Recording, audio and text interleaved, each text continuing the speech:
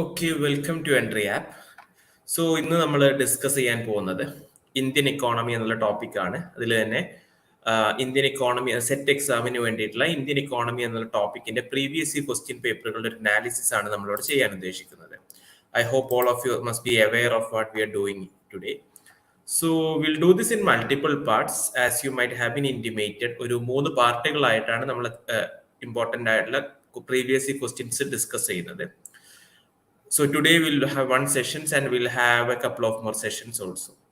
So ഇന്ന് ഇവിടെ നമ്മൾ ഡിസ്കസ് ചെയ്യാൻ ഉദ്ദേശിക്കുന്നത് ഇന്ത്യൻ ഇക്കോണമിയിലെ തന്നെ വളരെ ഇമ്പോർട്ടൻ്റ് ആയിട്ട് ഈ സെറ്റ് പോലെയുള്ള എക്സാമുകൾക്കൊക്കെ വളരെ പോപ്പുലർ ആയിട്ട് ചോദിക്കപ്പെടുന്ന ഒരു ഡൊമൈനാണ് പ്ലാനിങ് എന്ന് പറയുന്നത്.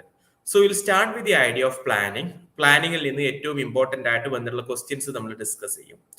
After planning will also have a look into some other area which is like the area of indicators. Indicators എന്ന് പറയുന്ന സമയത്ത് we are looking at 5-year indicators like CPI, WPI അല്ലെങ്കിൽ human development index. SET എക്സാമിനെ സംബന്ധിച്ചിടത്തോളം എക്സാമിനേഴ്സിന്റെ ഏറ്റവും favourite ആയിട്ടുള്ള index എന്ന് പറയുന്നത് ഈ പറയുന്ന ഇൻഡെക്സ് ആണ്.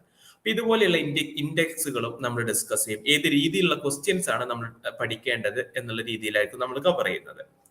So if you have any doubts at any point of time, please feel free to ask. You can put it up in the chat box. I'll take the doubts. Okay, any point of time you can ask the doubts. So we'll start with planning. So I hope you must be aware of what the basic of planning is. എന്തിനാണ് plan ചെയ്യുന്നത്? This is the same analogy that I use when I take the classes for the SET എൻട്രിയിലുള്ള നമ്മുടെ പ്ലാറ്റ്ഫോമിലുള്ള ക്ലാസ്സുകൾ നോക്കുന്ന സമയത്തും we use the same framework. എന്താണ് framework? ഒരു ഇൻഡിവിജ്വലിനെ സംബന്ധിച്ചിടത്തോളം അയാൾക്ക് കിട്ടുന്ന ഇൻകത്തിൽ നിന്ന് കൃത്യമായിട്ട് അയാളുടെ ആവശ്യങ്ങൾ നടപ്പിലാക്കണമെന്നുണ്ടെങ്കിൽ the individual needs to plan. The basic economic problem എന്താണ്? സ്കേഴ്സ് റിസോഴ്സുകളിൽ നിന്ന് എങ്ങനെ നമ്മുടെ അൺലിമിറ്റഡ് വാണ്ടുകളെ മീറ്റ് ചെയ്യുക എന്നുള്ളതാണ് ദ ബേസിക് എക്കണോമിക് പ്രോബ്ലം. ഈ ബേസിക് എക്കണോമിക് പ്രോബ്ലം സോൾവ് ചെയ്യണമെന്നുണ്ടെങ്കിൽ you need to undertake planning. ഒരു ഇൻഡിവിജ്വലിന്റെ കണ്ടക്സ്റ്റിൽ ഇതാണ് പ്ലാനിങ് എന്നുണ്ടെങ്കിൽ ഒരു രാജ്യത്തിന്റെ അല്ലെങ്കിൽ നാഷണൽ കണ്ടക്സ്റ്റിലോട്ട് കയറി വരുന്ന സമയത്ത് ഒരു രാജ്യത്തിലുള്ള ഓരോ ഇൻഡിവിജ്വലുകൾ അല്ലെങ്കിൽ ഒരു രാജ്യത്തിലുള്ള ഓരോ ഇൻഡിവിജ്വലുകളുടെ ബെറ്റർമെന്റിന് വേണ്ടിയിട്ട്, വെൽഫെയറിന് വേണ്ടിയിട്ട് the nation planners, there should B planners of A nation. ആ രാജ്യത്തിലുള്ള ആളുകൾ അല്ലെങ്കിൽ രാജ്യത്തിന്റെ പോളിസി മേക്കേഴ്സ് എവിടെ നിന്നൊക്കെയാണ് ഈ രാജ്യത്തിന് റിസോഴ്സുകൾ വരാൻ പോകുന്നത്, എത്രത്തോളമാണ് റിസോഴ്സുകൾ ഉണ്ടാവുന്നത്, ആ റിസോഴ്സുകൾ ഏതൊക്കെ രീതിയിൽ ഉപയോഗിക്കണം, എത്രത്തോളം പ്രൈമറി സെക്ടറിന് ഉപയോഗിക്കണം, സെക്കൻഡറി സെക്ടറിന് ഉപയോഗിക്കണം, ടെർഷ്യറി സെക്ടറിന് ഉപയോഗിക്കണം പോലുള്ള കാര്യങ്ങളാണ് ബേസിക്കലി നമ്മൾ ഈ പ്ലാനിങ് കൊണ്ട് ഉദ്ദേശിക്കുന്നത്. ഓക്കെ, നൗ ഇവിടെ സെറ്റ് എക്സാമിനെ സംബന്ധിച്ചിടത്തോളം ഏറ്റവും കൂടുതൽ ക്വസ്റ്റ്യൻസ് നമ്മൾ കാണുന്നത് 5-year പ്ലാനുകളുമായിട്ട് ബന്ധപ്പെട്ടിട്ടാണ്. So will take up some questions related to this and will try to examine the different aspects of this. To start with first ഉള്ള ഒരു ക്വസ്റ്റ്യൻ ആണ്, Panchayati Raj institutions are intended to strengthen. 1 second.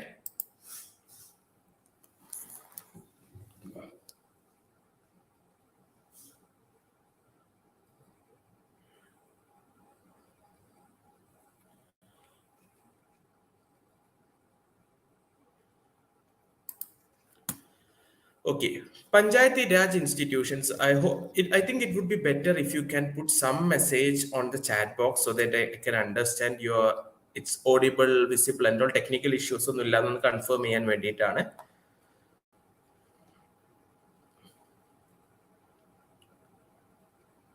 Okay, fine. Anyway, we'll continue. One is Panchayati Raj institutions are intended to strengthen A. Structural planning, B. MLP അഥവാ multi level planning, C. Indicative planning, D. Functional planning. ഏതൊരു previous year ക്വസ്റ്റ്യനും നമ്മൾ പഠിക്കേണ്ടത് എങ്ങനെയാണെന്ന് വെച്ച് കഴിഞ്ഞാൽ ഈ ചോദ്യം ജസ്റ്റ് കണ്ടിട്ട് ഇതിന്റെ ഉത്തരവ് ബൈ ഹാർട്ട് പഠിച്ചിട്ട് നിർത്തുക എന്നുള്ളതല്ല നിങ്ങൾ ഇവിടെ ചെയ്യേണ്ടത്.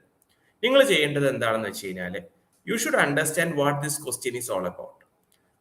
ഇതിന്റെ ശരിയായിട്ടുള്ള ഉത്തരം നോക്കുക. ശരിയായിട്ടുള്ള ഉത്തരത്തെക്കാളും നമുക്ക് ഇമ്പോർട്ടന്റ് ആവുന്നത് തെറ്റായിട്ടുള്ള ഉത്തരങ്ങളാണ്.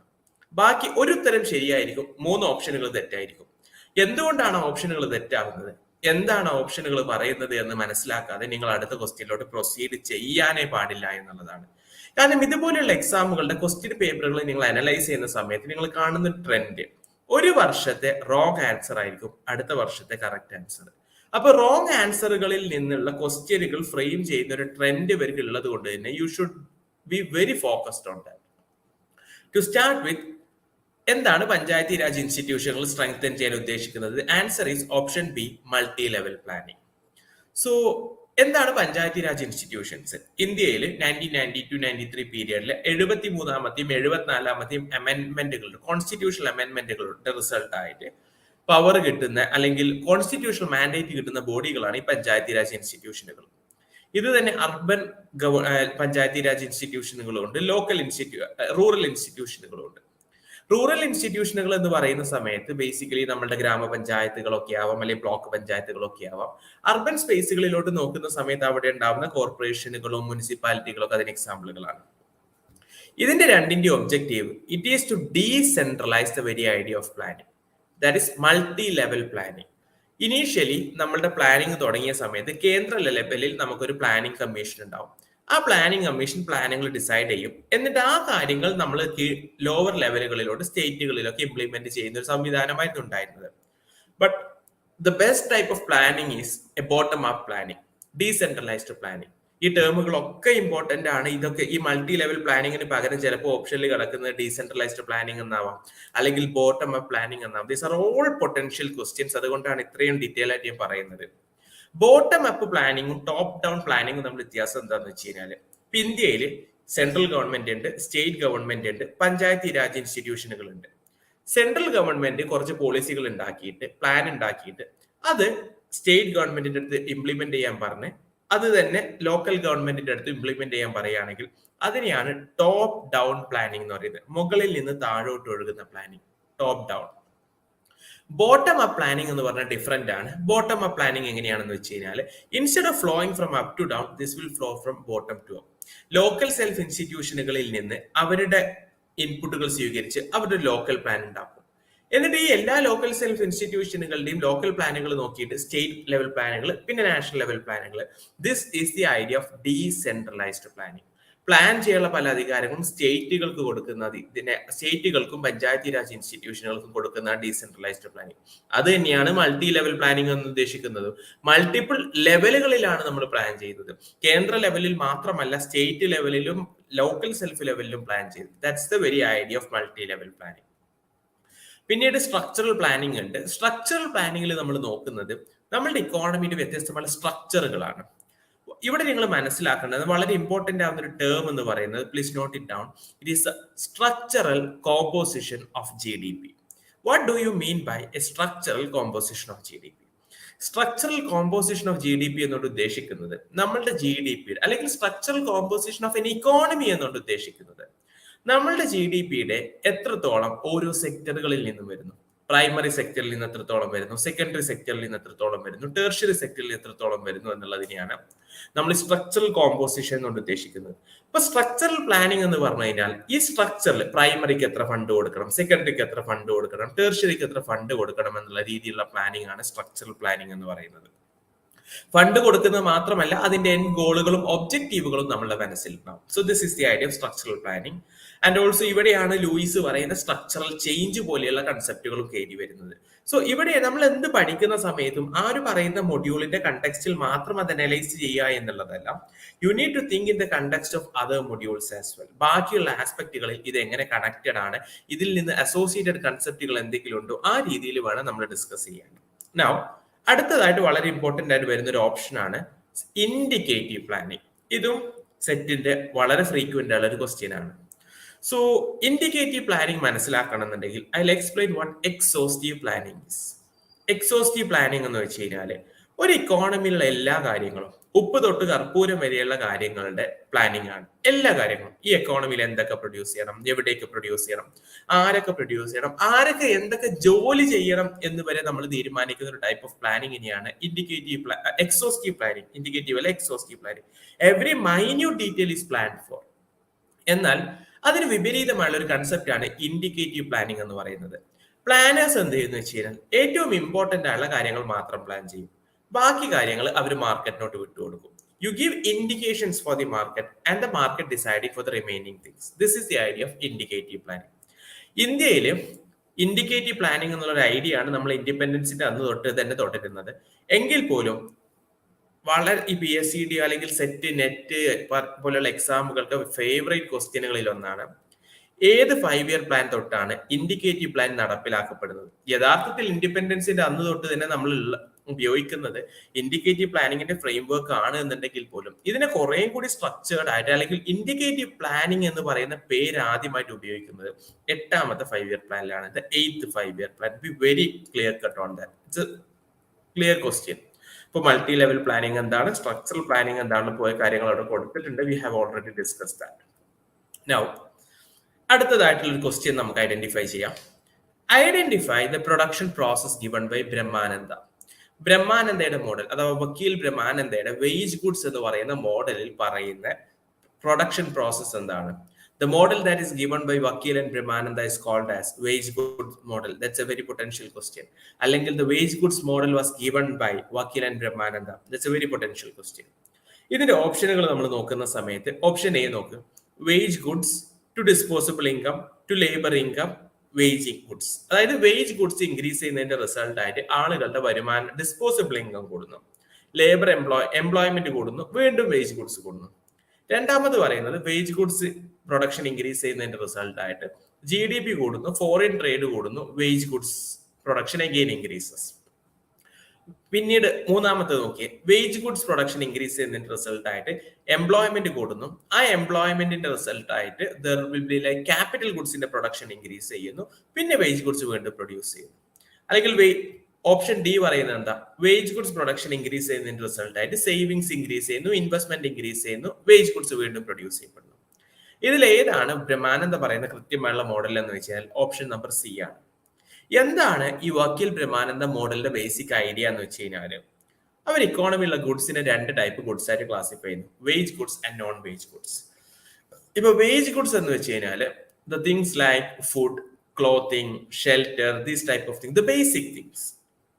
ഈ ബേസിക് തിങ്സിന്റെ ഒരു പ്രത്യേകത എന്താണെന്ന് വെച്ച് കഴിഞ്ഞാൽ, സോ ഈ പറയുന്ന പ്രൊഡക്റ്റുകളുടെ ബേസിക് ഗുഡ്സിന്റെ ക്വാണ്ടിറ്റി ഓഫ് പ്രൊഡക്ഷൻ ഒക്കെ ഇൻക്രീസ് ചെയ്ത് കഴിഞ്ഞാൽ normally what happens is this leads to an improvement in the quality of life of workers. or the populationന്റെ quality of life increase ചെയ്യും, വർക്കേഴ്സിന്റെ ക്വാളിറ്റി ഓഫ് ലൈഫ് ഇംപ്രൂവ് ചെയ്യും. So the എംപ്ലോയ്മെന്റിന്റെ productivity increase ചെയ്യും. ഈ productivity increase ചെയ്ത് കഴിഞ്ഞാൽ these people who working in the capital good industry will also be able to make things better and thus the overall ഈ loop തന്നെ continue ചെയ്യുന്നു. അപ്പൊ ഈ ബ്രഹ്മാനന്ദയുടെയും വക്കീലിന്റെയും ബേസിക് പ്രപ്പോസിഷൻ എന്താണെന്ന് വെച്ച് കഴിഞ്ഞാൽ, you focus on wage goods and not on capital goods. Wage ഗുഡ്സിൽ focus ചെയ്ത് കഴിഞ്ഞാൽ ഓട്ടോമാറ്റിക്കലി ക്യാപിറ്റൽ ഗുഡ്സിൽ ഇംപ്രൂവ്മെന്റ് ഉണ്ടാവും എന്നുള്ളതാണ് ബ്രഹ്മാനന്ദൻ വക്കീലിന്റെ model. This is oppose to the Mahalanobis idea of ISI or the import substitution industrialization. Mahalanobis പറയുന്ന ISI അഥവാ heavy industrialisation strategy പറയുന്നത് എന്താ? So Mahalanobis was associated more strongly with the second 5-year plan. Second 5-year പ്ലാനിലാണ് ഈ ISI import substitution industrialisation എന്ന് പറയുന്ന ഒരു ഐഡിയയും കൊണ്ട് മഹാലനോബിസ് വരുന്നത്. അവിടെ എന്താ സംഭവിക്കുന്നതെന്ന് വെച്ച് കഴിഞ്ഞാൽ മഹാലനോബിസ് സേസ് ലൈക്ക് ഓക്കെ, നമ്മൾ എന്ത് ചെയ്യാന്ന് വെച്ച് കഴിഞ്ഞാൽ you don't focus on the primary sector, you focus only on the secondary sector. Industrial സെക്ടറിനെ മാക്സിമം ഫോക്കസ് ചെയ്യുക. ഈ ഇൻഡസ്ട്രിയൽ സെക്ടറിന് ഇത്രയും ഫോക്കസ് കൊടുത്തിട്ട് as a result of which let the industrial sector grow, നമുക്ക് economic growth will automatically come എന്നുള്ളതാണ് മഹാലനോബിസിന്റെ model. But this model did not prove to be very successful.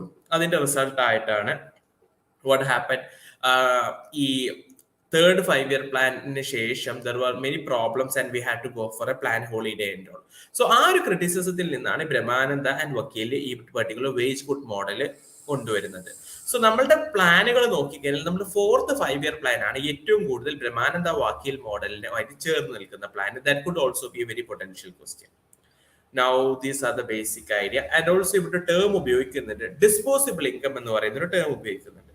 What do you mean by the term disposable income? This is a very basic idea from the national macroeconomic indicators.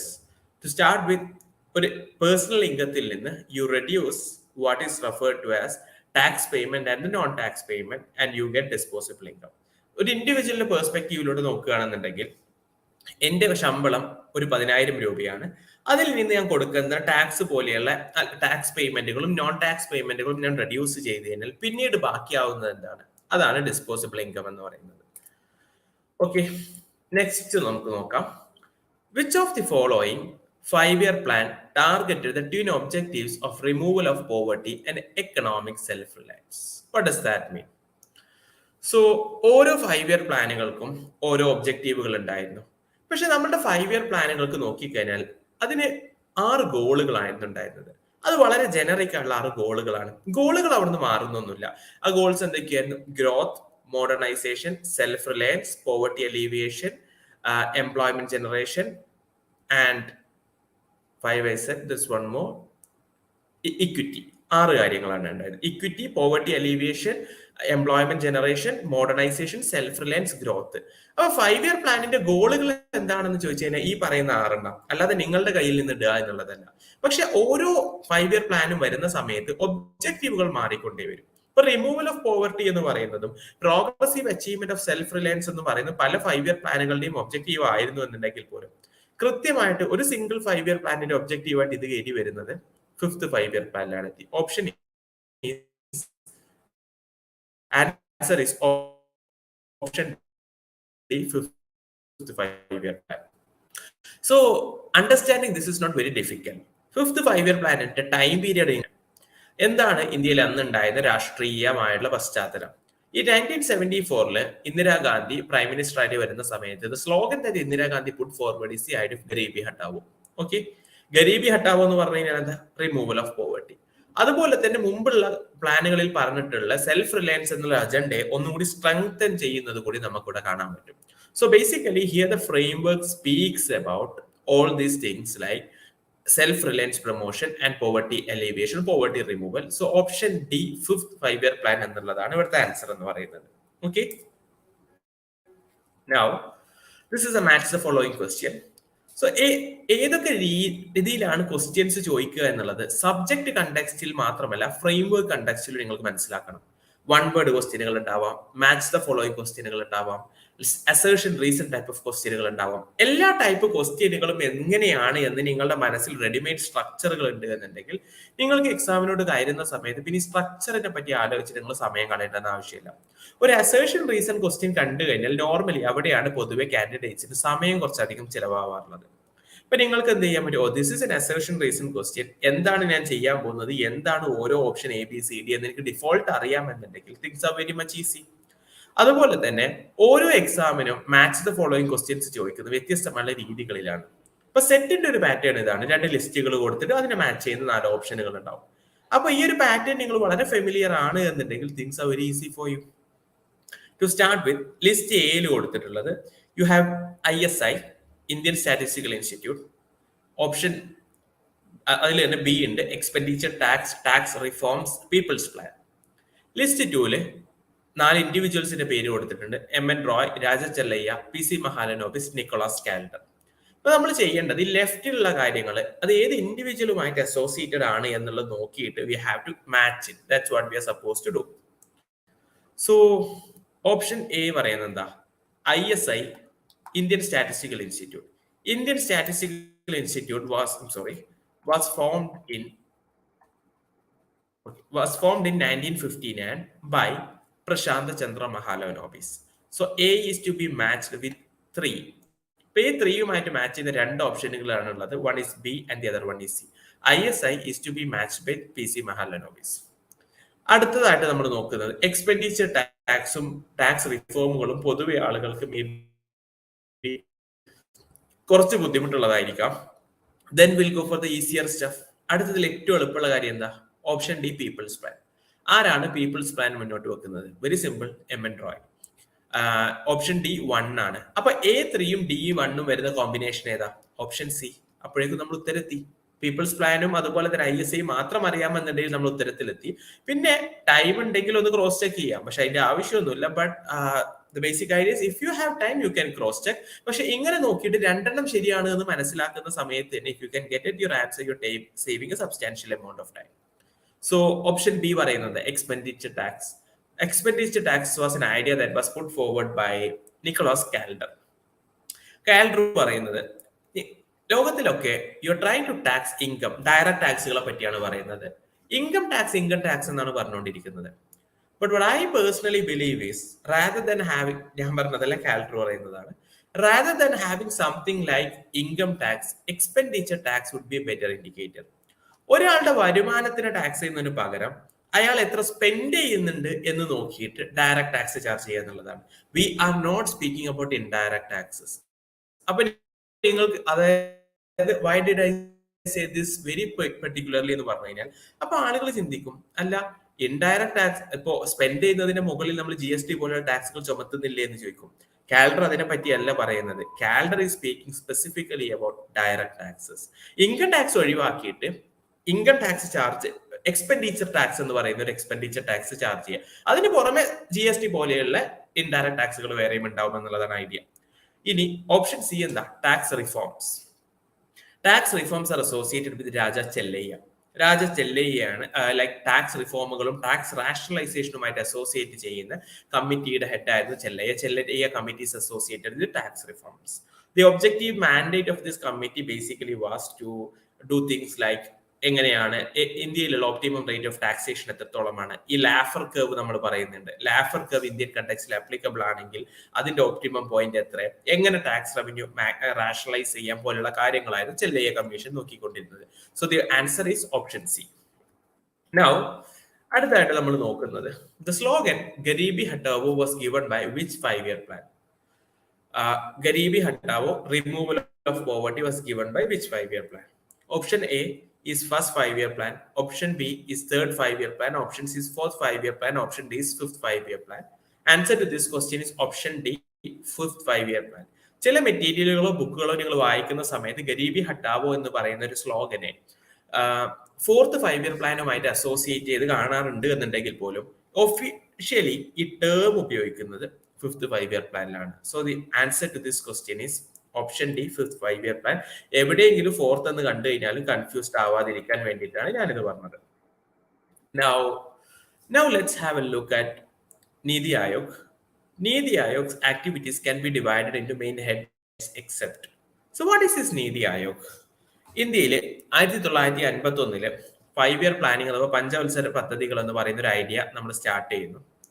2015 this idea was scrapped. 2014 there was a regime change in India. 10 വർഷത്തെ ഭരണം മതിയാക്കി UPA government ഇറങ്ങിയതിനു ശേഷം NDA government കയറി വരുന്നു. ഈ വരുന്ന NDA government what they did was they tried to introduce a new framework. Planning ഒക്കെ കാലം ഭരണപ്പെട്ടു പോയി. പ്ലാനിങ് അല്ല ഇനി ഇവിടെ വേണ്ടത്. We need something else. And they decided to bring in a think tank which is called as Niti Aayog. NITI stands for National Institution for Transforming India. So ഈ national institution for transforming India എന്താ ചെയ്യുന്നതെന്ന് വെച്ച് കഴിഞ്ഞാൽ they overtook the functions of 5-year the planning commission. പക്ഷെ എല്ലാ ഫംഗ്ഷനുകളൊന്നും overtake ചെയ്യില്ല. ചില ഫംഗ്ഷനുകൾ അങ്ങ് പൂർണ്ണമായിട്ട് ഉപേക്ഷിക്കുകയാണ് ചെയ്യുന്നത്. സോ ഇതിൽ 3 കാര്യങ്ങൾ കൊടുത്തിട്ടുണ്ട്. ഇതിൽ ഏതൊക്കെയാണ് നീതി ആയോഗിന്റെ ഫംഗ്ഷൻ അല്ലാത്തത് എന്നാണ് ചോദ്യം. Option A, design policy and programme framework. Policy and programme framework design ചെയ്യാം. Option B, amendment and implementation of horizontal devolution criteria. Option C, foster cooperative federalism. Option D, think tank and knowledge and innovation hub.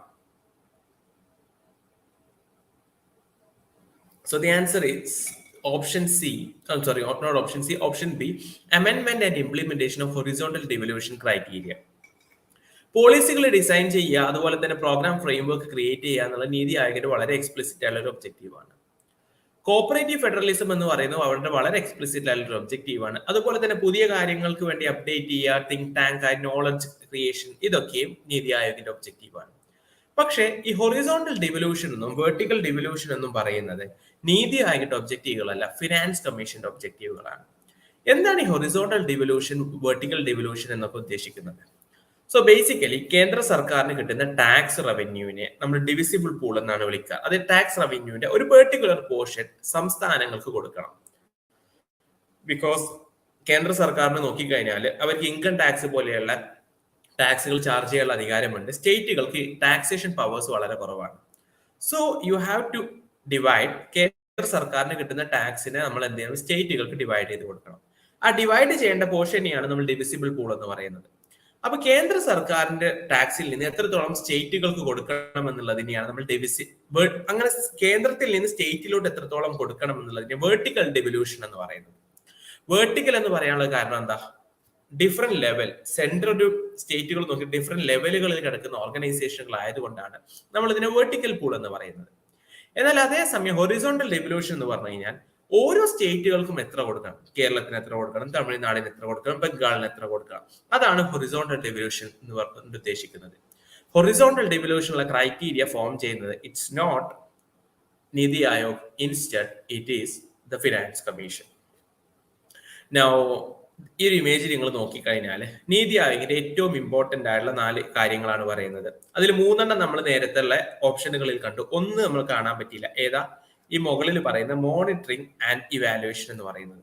നീതി ആയോഗിന്റെ ഏറ്റവും important ആയിട്ടുള്ള 4 വേർട്ടിക്കലുകൾ: പോളിസികൾ create ചെയ്യുക, programme ഫ്രെയിംവർക്കുകൾ create ചെയ്യുക, സ്റ്റേറ്റുകൾ തമ്മിലുള്ള federalism. എന്താണ് federalism? സ്റ്റേറ്റുകൾ തമ്മിലുള്ള cooperative relationship ആണ് federalism promote ചെയ്യുക. അത് തന്നെ കോപ്പറേറ്റീവ് ഫെഡറലിസം, സ്റ്റേറ്റുകൾ തമ്മിൽ അങ്ങോട്ട് തമ്മിൽ തല്ലുകയല്ല വേണ്ടത്, they should collaborate and cooperate with each other. പിന്നെ think tank and knowledge and innovation hub, അതായത് ഇവരൊരു തിങ്ക് ടാങ്ക് ആയിട്ട് റിസർച്ച് ഒക്കെ നടത്തുന്ന ഒരു ഹബ്ബാക്കി മാറ്റുക. പിന്നെ ഉള്ളത് monitoring and evaluation. Monitoring and evaluation means ഉള്ള സ്കീമുകളും കാര്യങ്ങളുടെയൊക്കെ മോണിറ്ററിംഗ് കാര്യങ്ങളും നടത്തുക. ഇതാണ് ഇവരുടെ 4 മെയിൻ ഹെഡുകൾ. ഇതിന്റെ അണ്ടറിലാണ് ഇവരുടെ മറ്റ് സബ് ഫംഗ്ഷനുകളൊക്കെ കയറി വരുന്നത്. സോ അതുപോലെ തന്നെ മനസ്സിലാക്കുക, നീതി ആയോഗുമായിട്ട് അസോസിയേറ്റ് ചെയ്തിട്ട് 2-3 കാര്യങ്ങൾ കൂടി ഓർത്തു വെക്കുന്നത് നല്ലതാണ്. നീതി ആയോഗിന്റെ ചെയർപേഴ്സൺ ആരാന്ന് വെച്ച് കഴിഞ്ഞാൽ അത് പ്രൈം മിനിസ്റ്റർ ആണ്. പ്ലാനിംഗ് കമ്മീഷന്റെ ചെയർപേഴ്സൺ ആരായിരുന്നു? പ്രൈം മിനിസ്റ്റർ ആയിരുന്നു. അതുകൊണ്ട് തന്നെ അതിനെ സക്സീഡ് ചെയ്ത ഓർഗനൈസേഷനാണ് നീതി ആയോഗിന്റെ ചെയർപേഴ്സണും പ്രൈം മിനിസ്റ്റർ തന്നെയാണ്. വൈസ് ചെയർപേഴ്സൺ ഉണ്ടാവും, that will be an outside individual. Suman Bery ആണ് present vice chairperson. Suman Bery, very important, എക്സാമിന് ചോദിക്കാറുണ്ട്. അതുപോലെ തന്നെ നീതി ആയോഗിന് ഈ വൈസ് ചെയർപേഴ്സണിന് പുറമെ ഒരു സിഇഒ ഉണ്ടാവാറുണ്ട്, ചീഫ് എക്സിക്യൂട്ടീവ് ഓഫീസർ. നീതി ആയോഗിന്റെ സിഇഒ എന്ന് പറയുന്നത് പരമേശ്വരൻ അയ്യർ ആണ്. പരമേശ്വരൻ അയ്യർ. ഈ 2 പേരുകളും ഒന്ന് നോട്ട് ചെയ്ത് വെക്കുക. അടുത്തതായിട്ട് നമ്മൾ നോക്കുന്നത് who among the following drafted people's plan. People's plan draft ചെയ്താൽ നമ്മൾ നേരത്തെ നോക്കി. MN Roy, KN Raj, Visvesvaraya, Amartya Sen. The answer is option A, MN Roy. KN Raj ഒക്കെ normal like it's more associated with Kerala model of development. ഇപ്പോ KN Raj was the founder of the Delhi school of economics and also the founder of centre for development studies Trivandrum, where I did my postgrad and also my doctoral research. So അവിടെ KN Raj was the founder of that setup, and also അമർത്യ സെൻ ആണെന്നുണ്ടെങ്കിലും he has lots of contribution. നമ്മൾ ഏറ്റവും കൂടുതൽ popular ആയിട്ട് അമർത്യ സെന്നിനെ പറയുന്നത് the capability development അപ്രോച്ചും അതുപോലെ തന്നെ human development index പോലുള്ള കാര്യങ്ങളും ഒക്കെയാണ്. വിശ്വേശ്വരയ്യ ബേസിക്കലി വാട്ടർ എഞ്ചിനീയറിംഗ് ഒക്കെ ആയിട്ട് ബന്ധപ്പെടുന്ന, അല്ലെങ്കിൽ കർണാടകയുടെ ഒരു ഓവറോൾ പ്ലാനിങ്ങിൽ ടെക്നോളജിക്കൽ ചേഞ്ച് കൊണ്ട് അല്ലെങ്കിൽ ടെക്നോളജി ഡ്രിവൺ മുഖം കൊടുക്കുന്ന ഒരാളാണ് Visvesvaraya. So thus we are done with the part 1 of analysis, which is basically about the questions related to plans. There are much more questions. Some the other aspects will be done in our recorded ക്ലാസ്സുകളിൽ ചെയ്യും. കുറച്ച് important ആയുള്ള കാര്യങ്ങൾ ചെറിയ പിക്ക് ചെയ്ത് discuss ചെയ്യുക എന്നുള്ളതാണ് ഇവിടെ ചെയ്യുന്നത്. അടുത്തതായിട്ട് നമ്മൾ കുറച്ച് ഇൻഡിക്കേറ്റേഴ്സിനെ പറ്റി നോക്കും. So basically economics all about indicators എന്ന് പറഞ്ഞു കഴിഞ്ഞാൽ വലിയ തെറ്റില്ല. എക്കണോമിക്സ്, ഇന്നത്തെ ഒരു എക്കണോമിക്സ് നമ്മൾ നോക്കുക, it's all about measurement. Like എന്തുണ്ടെങ്കിലും how do you measure that? When you go into research, you're looking about what data do you have or how are you intending to measure that. ഈ മെഷർമെന്റിന് വേണ്ടിയിട്ട് വളരെ important ആയിട്ടുള്ള കാര്യങ്ങളാണ് indicators.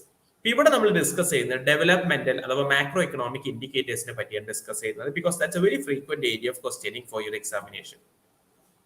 To start with, RBI adopted CPI as a new measure of inflation on the basis of the recommendations of Dash Committee, YV Reddy Committee, C. Rangarajan Committee, Urjit Patel Committee, Raghuram Rajan Committee. The answer is option C, Urjit Patel Committee. ഇതുമായിട്ട് associate ചെയ്തിട്ട് നിങ്ങൾ ഒരുപാട് കാര്യങ്ങൾ മനസ്സിലാക്കാനുണ്ട്. So what is this CPI as a measure of inflation? CPI stands for Consumer Price Index. 2013 Raghuram Rajan reserve ബാങ്കിന്റെ governor ആയിരുന്ന സമയത്ത് അന്നത്തെ റിസർവ് ബാങ്കിന്റെ ഡെപ്യൂട്ടി ഗവർണർ ആയിരുന്നു ഉർജിത് പട്ടേൽ. ഉർജിത് പട്ടേലിന്റെ സൂപ്പർവിഷനിൽ ഒരു committee was set up, which is called as the Urjit Patel commission. or it was called as the Committee to Review the Monetary Policy Framework in India. ഈ കമ്മിറ്റി റിപ്പോർട്ട് സബ്മിറ്റ് ചെയ്ത സമയത്ത് അവർ പറയാണ് അവരുടെ ഇമ്പോർട്ടന്റ് ആയുള്ള പല റെക്കമെൻഡേഷനുകൾ ഉണ്ട്. അതിലെ ഒരു റെക്കമെൻഡേഷൻ ആണ് 2015 മുമ്പ് ഇന്ത്യ ഇൻഫ്ലേഷൻ ടാർഗറ്റിങ്ങിന് വേണ്ടി അല്ലെങ്കിൽ ഇൻഫ്ലേഷൻ കൺട്രോളിങ്ങിന് വേണ്ടിയിട്ട് നമ്മൾ WPI എന്നുള്ള ഇൻഡിക്കേറ്ററാണ് ഉപയോഗിച്ചുകൊണ്ടിരുന്നത്. ഹോൾസെയിൽ പ്രൈസ് ഇൻഡെക്സ് ആയിരുന്നു ഉപയോഗിച്ചുകൊണ്ടിരുന്നത്. ഈ കമ്മിറ്റി പറയുന്നു ഹോൾസെയിൽ പ്രൈസ് ഇൻഡെക്സ് നോക്കിയിട്ട് ഇൻഫ്ലേഷൻ കൺട്രോൾ ചെയ്യുക എന്ന് പറയുന്നത് അത് ശരിയായിട്ടുള്ള ഒരു മെഷർ അല്ല. കാരണം ഹോൾസെയിൽ പ്രൈസ് ഇൻഡെക്സ് നോക്കുന്നത് ഹോൾസെയിലേഴ്സ് ഫേസ് ചെയ്ത ഇൻഫ്ലേഷനാണ്. കൺസ്യൂമേഴ്സ് നോർമൽ സിറ്റിസൺസ് ഫേസ് ചെയ്ത ഇൻഫ്ലേഷൻ എത്രയാണെന്ന് അറിയണമെന്നുണ്ടെങ്കിൽ you need something like consumer price index. അതാണ് ഇവിടെ പറയുന്ന ബേസിക് ഫസ്റ്റ് പറയുന്ന ഒരു കാര്യം. ഹോൾസെയിൽ പ്രൈസ് ഇൻഡെക്സിൽ നിങ്ങൾ നോക്കിക്കഴിഞ്ഞാൽ അവിടെ സർവീസസ് സെക്ടറിലുള്ള ഇൻഫ്ലേഷൻ പോലുള്ള കാര്യങ്ങളൊന്നും കവർ ചെയ്യപ്പെടുന്നില്ല.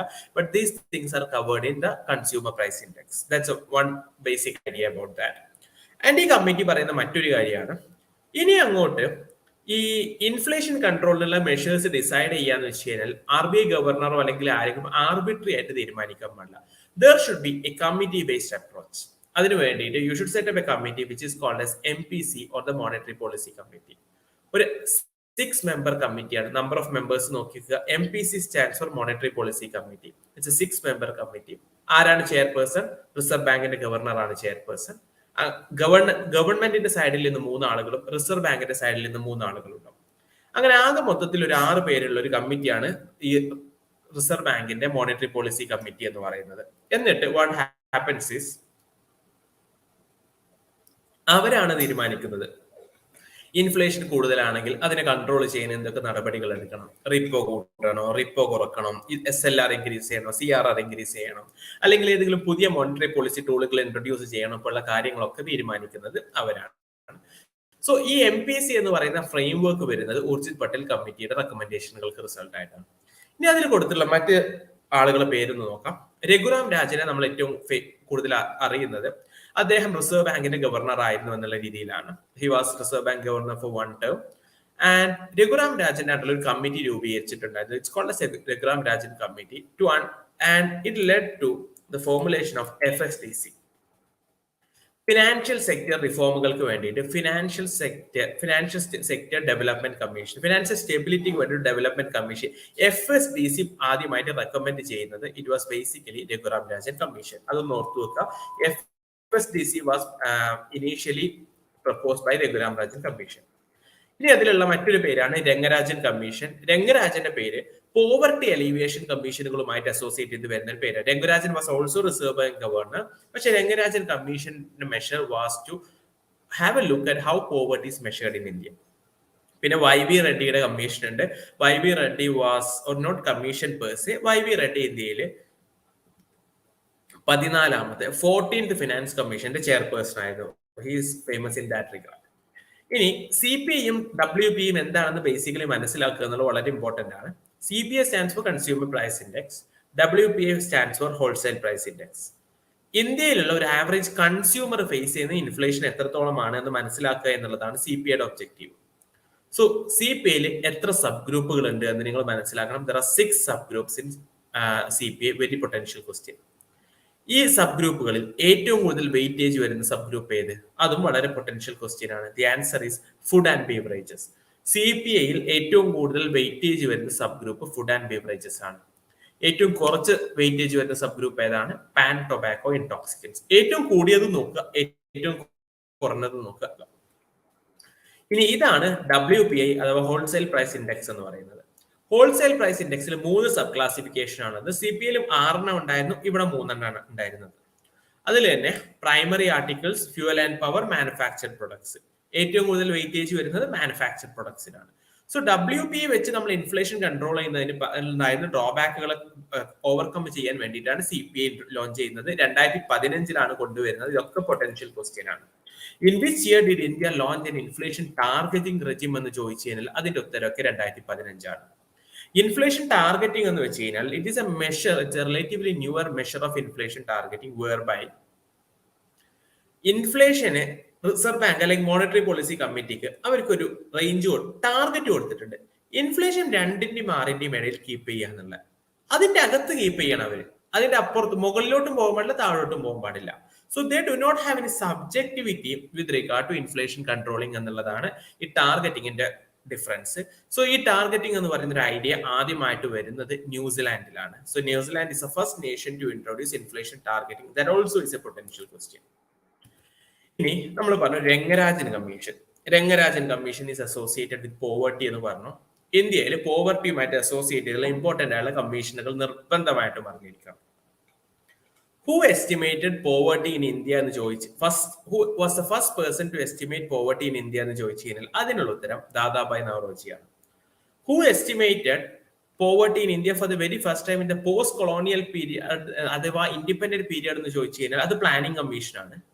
Or which was the first, അല്ലാന്നുണ്ടെങ്കിൽ കമ്മിറ്റിയാണ് ചോദിക്കുന്നുണ്ടെങ്കിൽ അതിന്റെ ഉത്തരം Dandekar and റെത്താണ്.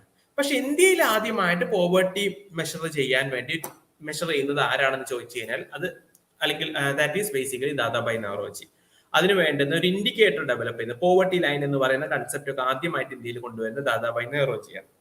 Dadabhai Naoroji introduce something called as jail cost of living, jail or prison cost of living.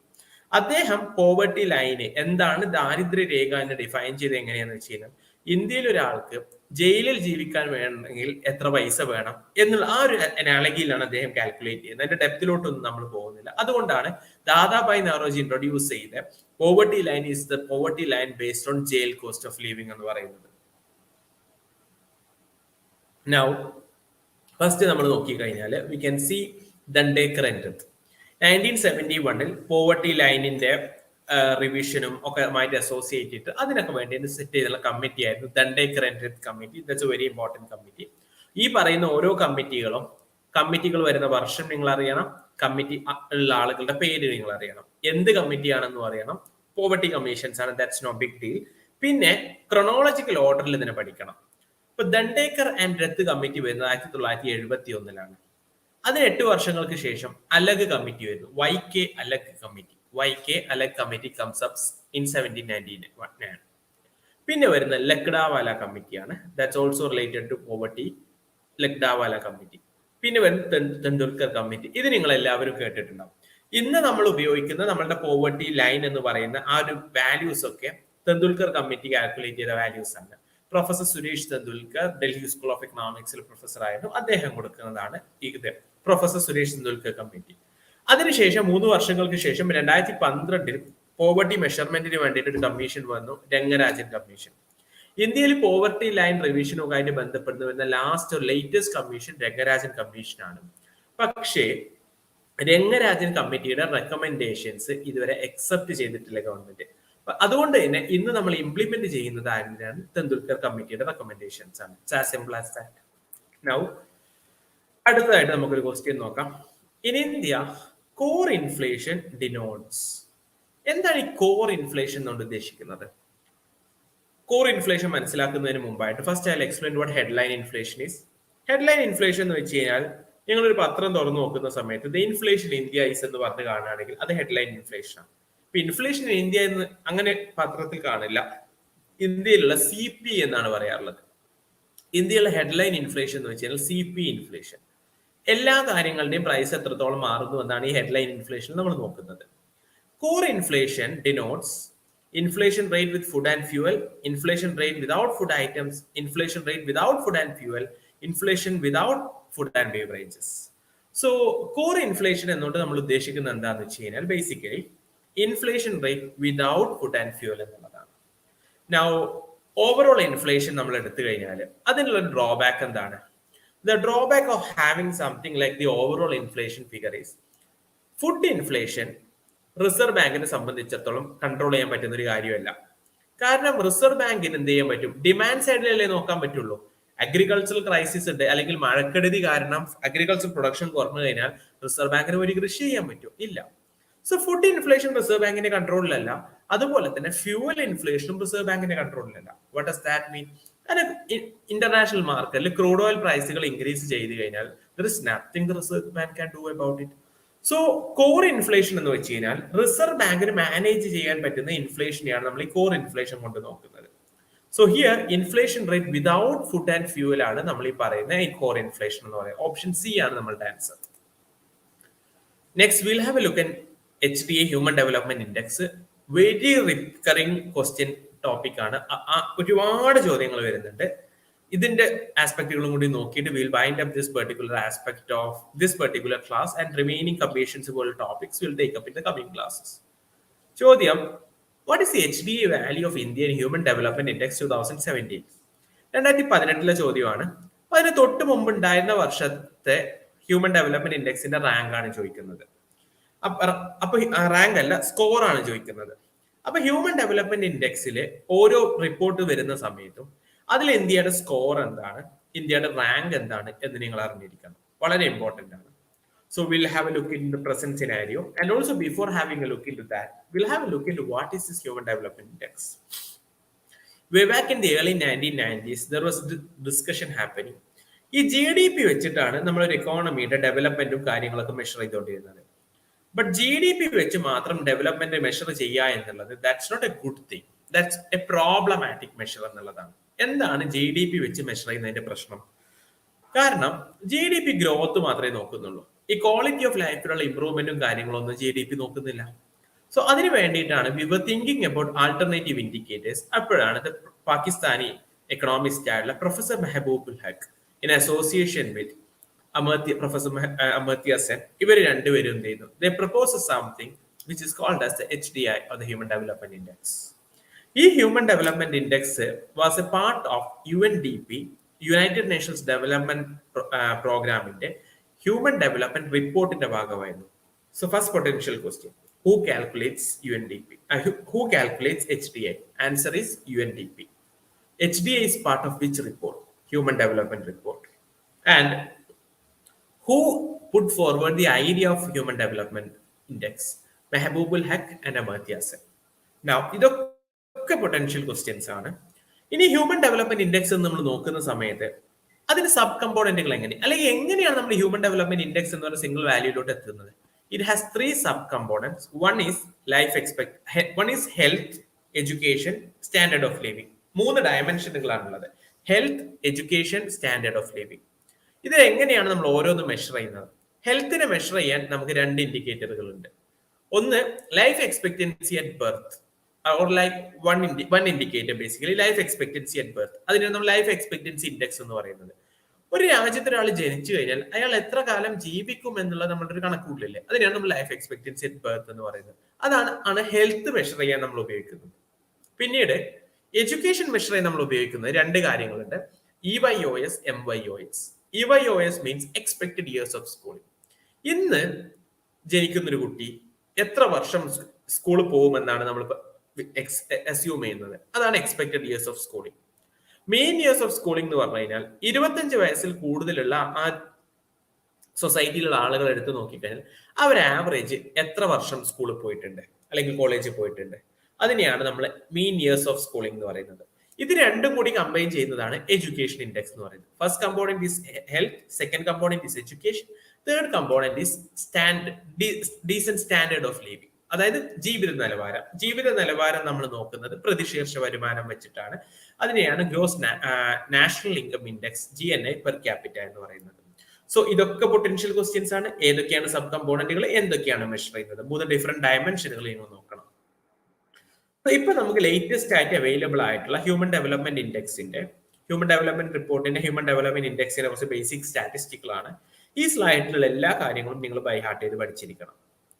So 2021-22 ഇറങ്ങിയ ലേറ്റസ്റ്റ് ഹ്യൂമൻ ഡെവലപ്മെന്റ് റിപ്പോർട്ടിന്റെ തീം എന്താണെന്ന് നോക്കിക്കഴിഞ്ഞാൽ uncertain times, unsettled lives, shaping our future in a transforming world. Covid കാരണം ആകെ അനിശ്ചിതമായുള്ള ഈ ലോകത്തിന് എങ്ങനെ മുന്നോട്ട് കൊണ്ടുപോകും, അല്ലെങ്കിൽ അതിനുള്ള ഒരു ഭാവിയെ പറ്റിയിട്ടാണ് ഈ ഹ്യൂമൻ ഡെവലപ്മെന്റ് റിപ്പോർട്ട് പറയുന്നത്. Uncertain times, unsettled lives, shaping our future in a transforming world. ഇന്ത്യയുടെ റാങ്കിങ് എത്രയാണ്? Extremely important. 132 out of 191. 132 out of 191 ഇപ്പൊ തന്നെ പഠിച്ചു വെച്ചോ. ഇന്ത്യയുടെ സ്കോർ എത്രയാണ്? That's also extremely important. 0.633.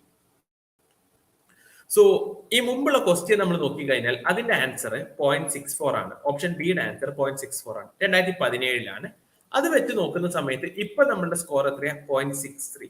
അതായത് അത് കുറഞ്ഞിട്ടുണ്ട്. ഇന്ത്യയുടെ ഹ്യൂമൻ ഡെവലപ്മെന്റ് ഇൻഡെക്സിലെ വാല്യൂ കുറഞ്ഞിട്ടുണ്ട്. That is highly criticised. So the HDI value is 0.633. Global average എത്രയാണ് 0.73. ഇപ്പൊ ഗ്ലോബൽ ആവറേജിനെക്കാളും കുറവാണ് ഇന്ത്യയിലുള്ള ഹ്യൂമൻ ഡെവലപ്മെന്റ് ഇൻഡെക്സ് എന്നുള്ളതാണ് നമ്മൾ നോക്കുന്നത്. പിന്നെ ഹ്യൂമൻ ഡെവലപ്മെന്റ് ഇൻഡെക്സിന്റെ ഭാഗമായിട്ട് റിലീസ് ചെയ്യുന്നതാണ് ജെൻഡർ ഇനീക്വാലിറ്റി ഇൻഡെക്സ്. അതിൽ ഇന്ത്യയുടെ റാങ്ക് എന്താണ്? 122. ജെൻഡർ ഇനീക്വാലിറ്റി ഇൻഡെക്സിൽ ഇന്ത്യയുടെ റാങ്ക് ഇറ്റ്സ് 122. അതൊന്ന് നോക്കി വെക്കണം. പിന്നീട് ഈ കൊടുത്തിട്ടുള്ള രാജ്യങ്ങളെ ഞാനിങ്ങനെ ആരോ ഇട്ട് കൊടുത്തിട്ടുള്ള കണ്ടോ, സൗത്ത് ഏഷ്യയിലുള്ള രാജ്യങ്ങളിൽ ഏതൊക്കെ രാജ്യങ്ങൾക്കാണ് ഏറ്റവും ഉയർന്നത്, അല്ലെങ്കിൽ സൗത്ത് ഏഷ്യയിലെ രാജ്യങ്ങളുടെ ഹ്യൂമൻ ഡെവലപ്മെന്റ് ഇൻഡെക്സിലെ റാങ്കിങ്ങിന്റെ അഥവാ സ്കോറിന്റെ ബേസിൽ അവരെ റാങ്ക് ചെയ്തേക്കാണ് ഇവിടെ ഉള്ളത്. ഇത് വളരെ ഇമ്പോർട്ടന്റ് ആണ്. ഇതുപോലെ തന്നെ 4 രാജ്യങ്ങളെ കൊടുത്ത് റാങ്ക് ചെയ്യാൻ ചോദിക്കാറുണ്ട്. ഇതാണ് ലേറ്റസ്റ്റ് കണക്കുകൾ. അതായത് സൗത്ത് ഏഷ്യയിൽ ഏറ്റവും ഉയർന്ന ഹ്യൂമൻ ഡെവലപ്മെന്റ് ഇൻഡെക്സ് ഉള്ള രാജ്യം ശ്രീലങ്കയാണ്. പിന്നീടുള്ളത് മാൽദീവ്സ് ആണ്. പിന്നീട് ഭൂട്ടാൻ, ബംഗ്ലാദേശ്, ഇന്ത്യ, നേപ്പാൾ, പാകിസ്ഥാൻ, അഫ്ഗാനിസ്ഥാൻ. പല രീതിയിൽ നിങ്ങൾക്ക് പഠിക്കാം. നമുക്ക് തുടങ്ങാൻ നോക്കുന്ന സമയത്ത് ഓക്കെ, ദ്വീപ് രാജ്യങ്ങളിലോട്ട് ആദ്യം പോകും. നമ്മളുടെ താഴെ കിടക്കുന്ന രാജ്യത്തിനാണ് ഏറ്റവും ഉയർന്നു കിടക്കുന്നത് HDAയിൽ. നേരെ താഴെ കിടക്കുന്ന രാജ്യത്തെ ശ്രീലങ്ക ഏറ്റവും ഉയർന്നു കിടക്കുന്നു. എന്നിട്ട് ശ്രീലങ്കയോട് അടുത്ത് ചേർന്ന് കിടക്കുന്ന രാജ്യമാണ് മാൽദീവ്സ്. ശ്രീലങ്ക, മാൽദീവ്സ് കഴിഞ്ഞാൽ പിന്നെ നമുക്ക് ബി ഉള്ള രാജ്യങ്ങൾ നോക്കാം. നേരെ മുകളിലോട്ട് പോയി ഭൂട്ടാൻ, ഇങ്ങനെ മാപ്പിൽ നോക്കിയാൽ മതി. ശ്രീലങ്ക, മാൽദീവ്സ്, ഭൂട്ടാൻ, ബംഗ്ലാദേശ്, പിന്നെ നമ്മൾ ഇന്ത്യയിലെത്തി. ഇന്ത്യ 5ാം സ്ഥാനത്താണ് സൗത്ത് ഏഷ്യയിൽ. ഇന്ത്യയുടെ മുകളിൽ ഏതൊക്കെ രാജ്യങ്ങളാണുള്ളത്? ശ്രീലങ്ക, മാൽദീവ്സ്, ബംഗ്ലാദേശ്, ഭൂട്ടാൻ, ഇന്ത്യ. പിന്നെ നേപ്പാളും കൂടി കഴിഞ്ഞ് നമ്മൾ പാകിസ്ഥാൻ, അഫ്ഗാനിസ്ഥാൻ ഏറ്റവും താഴെയാണ്. അത് വളരെ സിമ്പിൾ ആയിട്ടുള്ള ഒരു കാര്യമാണ്. അഫ്ഗാനിസ്ഥാനിൽ തീവ്രവാദ പ്രശ്നങ്ങളൊക്കെ കാരണം അവിടെയുള്ള ഹ്യൂമൻ ഡെവലപ്മെന്റ് വളരെ കുറവാണ്. അപ്പൊ അഫ്ഗാനിസ്ഥാൻ ഏറ്റവും താഴെയുണ്ട്. നമ്മുടെ നേരെ താഴെ കിടക്കുന്ന ശ്രീലങ്ക ഏറ്റവും മുകളിലുണ്ട്. പിന്നെ ശ്രീലങ്കയുടെ അടുത്ത് കിടക്കുന്ന മാൽദീവ്സ് സെക്കൻഡ് ഉണ്ട്. പിന്നെ നമ്മൾ ബിയിലോട്ട് പോയി. അടുത്ത് വരുന്നത് ബി രാജ്യങ്ങൾ ഭൂട്ടാൻ, ബംഗ്ലാദേശ്. അത് കഴിഞ്ഞ് ഇന്ത്യയിലോട്ട് വന്നു. വീണ്ടും നമ്മൾ നേപ്പാളിലോട്ട് പോയി. പിന്നെ നമ്മൾ എങ്ങോട്ട് പോയി? പാകിസ്ഥാനിൽ പോയി. ലാസ്റ്റ് അഫ്ഗാനിസ്ഥാനിൽ പോയി. ഈ റാങ്കിങ് നിങ്ങൾ ബൈ ഹാർട്ടായിട്ട് പഠിച്ചിരിക്കണം. There are no compromises on that. പിന്നീട് വരുന്നത് തെയിൽസ് ഇൻഡെക്സ് എന്ന് പറയുന്നതാണ്. അതായത് എന്ത് ഇൻഡെക്സ് ഉപയോഗിച്ചിട്ടാണ് നമ്മൾ ഇത് കാൽക്കുലേറ്റ് ചെയ്ത് ചോദിച്ചു കഴിഞ്ഞാൽ ഇറ്റ്സ് തെയിൽസ് ഇൻഡെക്സ്. ആ പേര് മാത്രം നോട്ട് ചെയ്ത് വെച്ചാൽ മതി. സോ ഒരു ക്വസ്റ്റ്യൻ നമുക്ക് നോക്കാം. മുൻവർഷം വന്നൊരു ക്വസ്റ്റ്യൻ നോക്കാം. ഹ്യൂമൻ ഡെവലപ്മെന്റ് ഇൻഡെക്സിനെ പറ്റിയിട്ട് ഇപ്പൊ ഞാൻ പറഞ്ഞ കാര്യങ്ങൾ നിങ്ങൾ പഠിച്ചു കഴിഞ്ഞാൽ അത് മാത്രം മതി. അതിനപ്പുറത്തോട്ടൊന്നും നിങ്ങൾക്ക് ചോദ്യ സാധ്യതകളില്ല. As per human development index HDI, mean years of schooling, ശരാശരി സ്കൂളിംഗ് എന്നോട് ഉദ്ദേശിക്കുന്നത് എന്താണ്? Option A, years that a person aged 25 or older has spent in formal education. Years that a person aged 18 or older has spent in formal education. Years of schooling for children under 15 years of age. Years of schooling for children under 18 years of age. Answer is option A. Years that a person aged 25 or older has spent in formal education. Formal education ആണ് നമ്മൾ പറയുന്നത്. അല്ലാതെ informal ആയിട്ടുള്ള education നമ്മളോട് count ചെയ്യാറില്ല. Going to school, going to college ആണ് നമ്മളോട് count ചെയ്യുന്നത്. 25 വയസ്സ് എന്നുള്ളതാണ് ക്രൈറ്റീരിയ. അതാണ് ഇവിടെ നോക്കുന്നത്. അത് നമ്മൾ നേരത്തെ പറഞ്ഞില്ലേ. ഇനി ഇന്ത്യയുടെ റാങ്ക് വരുന്നുണ്ട് 2018 rank. We need not be concerned about this. കാരണം ലേറ്റസ്റ്റ് റാങ്കുകളെ ചോദിക്കാൻ പോകുന്നുള്ളൂ. ഇപ്പോഴത്തെ റാങ്ക് നോക്കി വെക്കുക 131. അതുപോലെ തന്നെ ഇത് 2020 ബേസ് ചെയ്തിട്ടുള്ളതാണ്. ഈ 4 രാജ്യങ്ങളെ കൊടുത്തിട്ട് റാങ്കിങ് ചെയ്യണം. അത് ഈ സാധനം ഒരു പ്രാവശ്യം മാത്രമല്ല ചോദിച്ചിട്ടുള്ളത്. ഓ സാറേ ഇത് പഠിക്കാൻ ബുദ്ധിമുട്ടാണ്, പഠിക്കാതിരുന്നാലോ എന്ന് ചോദിച്ചു കഴിഞ്ഞാൽ നോ ഓപ്ഷൻ അറ്റ് ഓൾ. പല പ്രാവശ്യം ഹ്യൂമൻ ഡെവലപ്മെന്റ് ഇൻഡെക്സിന്റെ റാങ്കിങ്ങിന്റെ അടിസ്ഥാനത്തിൽ ഇതുപോലെയുള്ള ഓർഡറിങ്, അസെൻഡിങ്, ഡിസെൻഡിങ് ഓർഡറിങ് കൊടുത്തിട്ടുണ്ട്. പിന്നെ ഇവിടെ ഇതുപോലെയുള്ള ചോദ്യം വരുന്ന സമയത്ത് നിങ്ങൾ വളരെയധികം ശ്രദ്ധിക്കേണ്ടത് അസെൻഡിങ് ഓർഡർ ആണോ ഡിസെൻഡിങ് ഓർഡർ ആണോ ചോദിച്ചിട്ടുള്ളത് എന്നുള്ളതാണ്. That's very important. അത് ക്വസ്റ്റ്യനിൽ ഫസ്റ്റ് അത് നോക്കണം. ഇപ്പൊ ഡിസെൻഡിങ് ഓർഡർ ആണ് ചോദിച്ചിട്ടുള്ളതെന്നുണ്ടെങ്കിൽ നിങ്ങൾ അസെൻഡിങ് ഓർഡറിൽ പ്ലേസ് ചെയ്ത് നിങ്ങളുടെ ഉത്തരം മൊത്തം തെറ്റി. മനസ്സിലായില്ലേ? So this you have to be careful.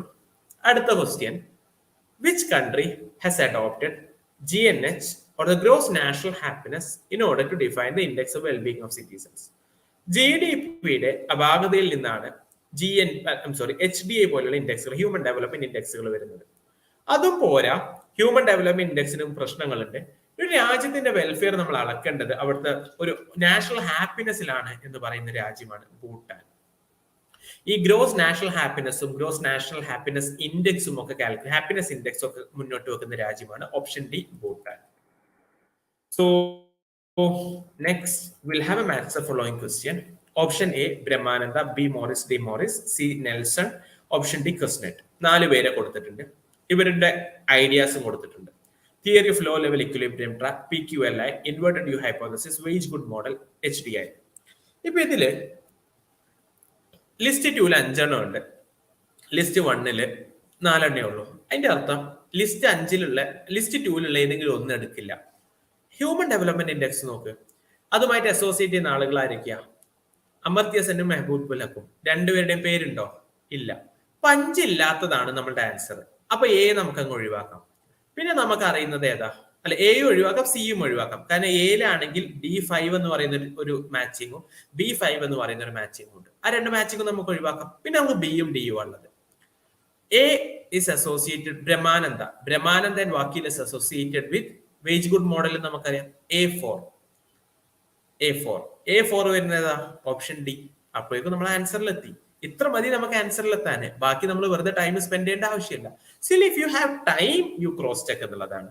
Morris is associated with PQLI, physical quality of life index എന്ന് പറയുന്ന ഒരു ഇൻഡെക്സ് ഉണ്ട്. ജീവിത നിലവാരം മെഷർ ചെയ്യാൻ ഉപയോഗിക്കുന്ന ഒരു ഇൻഡെക്സ് ആണ്. ആ ഇതുമായിട്ട് അസോസിയേറ്റ് ചെയ്യുന്ന ആളാണ് മോറിസ് എന്ന് പറയുന്നത്. പിന്നെ നെൽസൺ ആണ് the theory of low level equilibrium track മുന്നോട്ട് വെക്കുന്നത്. Simon Kuznets is associated with inverted U hypothesis. അതായത് ഒരു രാജ്യം ഇനീഷ്യലി ഗ്രോ ചെയ്യുന്ന സമയത്ത് ഇനീക്വാലിറ്റി കൂടുതലായിരിക്കും, പിന്നീട് അത് കുറഞ്ഞുകൊള്ളുമെന്നാണ് ഇൻവേർട്ടഡ് യു ഹൈപ്പോത്തസിസ് പറയുന്നത്. ഇതേ സൈമൺ കുസ്നെറ്റ്സ് തന്നെയാണ് GDP എന്നുള്ള ഒരു ഇൻഡിക്കേറ്ററും ആദ്യമായിട്ട് മുന്നോട്ട് വെക്കുന്നത്. So the correct matching is option D, A4, B2, C1, D3. So by that I stop for the day. ഇനി നമ്മൾ എക്സ്ക്ലൂസീവ് ആയിട്ട് കമ്മീഷനുകളെ മാത്രം ഡിസ്കസ് ചെയ്യും. That will do in the next class. We have a couple of classes in this series. അവിടെ നമ്മൾ discuss ചെയ്യുന്നത് especially ഈ ഫിനാൻസ് കമ്മീഷനും അതുപോലെ തന്നെ ഇമ്പോർട്ടന്റ് ആയുള്ള മറ്റ് ഇതുവരെ ഡിസ്കസ് ചെയ്യപ്പെടാത്ത കമ്മീഷനുകളൊക്കെ ആയിരിക്കും നമ്മൾ അതിൽ ഡിസ്കസ് ചെയ്യുന്നത്. അതുപോലെ തന്നെ ഗവൺമെന്റിന്റെ ഇമ്പോർട്ടന്റ് സ്കീമുകളും കാര്യങ്ങളൊക്കെ നമ്മൾ അവിടെ ഡിസ്കസ് ചെയ്യും. So if you have any doubts you can ask. Otherwise, we'll call it for the day. You can put your doubts in the chat box. Regarding today's class or anything regarding the entries course on set or how to prepare for set, these things, you can put it over in the chat box.